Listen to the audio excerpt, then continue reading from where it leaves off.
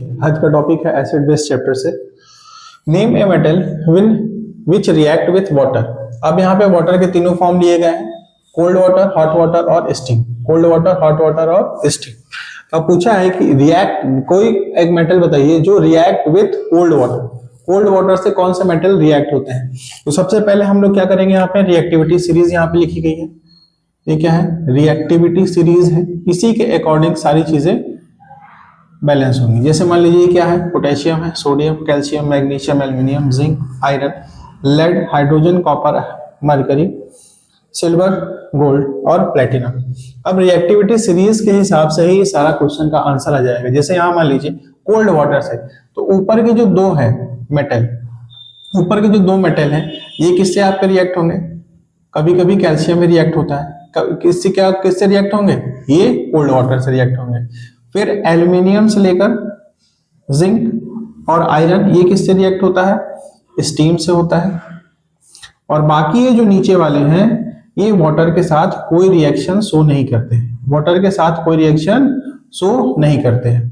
बच गया magnesium. Magnesium hot water से रिएक्ट करता है। किससे रिएक्ट करेगा? हॉट वाटर से। तो यहाँ पे देखिए, react with cold water, cold water से कौन सा करेगा? सोडियम, कैल्शियम, सोडियम, पोटेशियम और calcium. React with hot water, hot water से कौन सा है? Magnesium. React with steam, steam से एल्यूमिनियम, जिंक और आयरन। एल्यूमिनियम, जिंक और आयरन। फ्लोट्स इन वाटर, अब वाटर में कौन सा फ्लोट करेगा? फ्लोट मतलब कि कौन सा तैरेगा? कौन से मेटल जो ऐसे हैं जो वाटर पे फ्लोट करेंगे? कैल्शियम और magnesium. Do not react with water, do not react with water. Water से कौन नहीं रिएक्ट करेगा? यहां से लेकर यहां तक, ये सारे जो मेटल्स लिखे हैं यहाँ पे,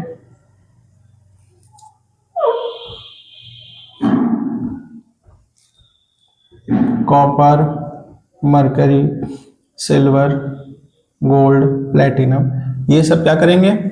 do not react with water. और कैचेस फायर व्हेन रिएक्ट, और ऐसे कौन से मेटल हैं जो फायर कैच कर लेंगे, मतलब जो जल जाएंगे रिएक्ट होंगे? तो कौन से ऐसे मेटल हैं? Sodium and magnesium, sodium and potassium, sodium and potassium. ये ऐसे दो मेटल हैं जो वाटर के साथ रिएक्ट करते ही क्या होते हैं? जल जाते हैं, ब्लास्ट कर जाते हैं।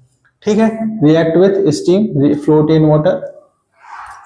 देखिए इन सब में कॉमन क्या है?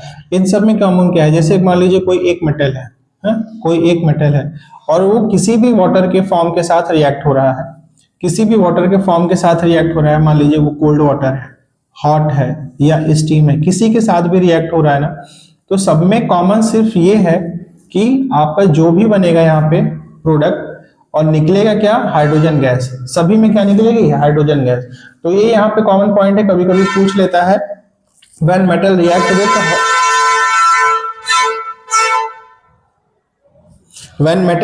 with water, when metal react with water, कौन सी गैस निकलती है यहाँ से? हाइड्रोजन गैस निकलती है। क्या निकलती है? Hydrogen gas. ये जनरली एमसीक्यू में 1 नंबर वाले क्वेश्चन में ये पूछ लेता है।